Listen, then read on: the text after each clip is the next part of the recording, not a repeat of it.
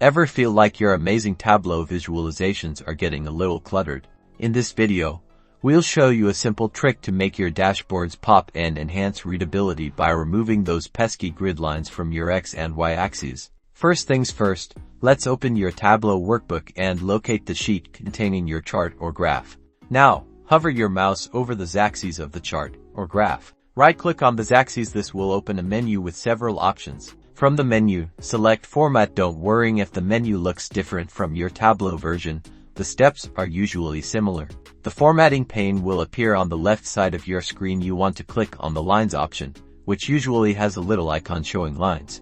Inside the Lines section, you'll see options for the grid lines for both the rows axes and columns axes. For both the columns and rows, find the grid lines section for the respective axis. Click on the drop-down menu, showing the current grid line style. Simply change the value to none.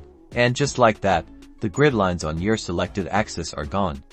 Repeat the process for the other axis to remove those grid lines as well. See how much cleaner and focused your visualization looks without them. This simple tip can dramatically improve the visual appeal and readability of your Tableau dashboards. Now go forth and create stunning dashboards.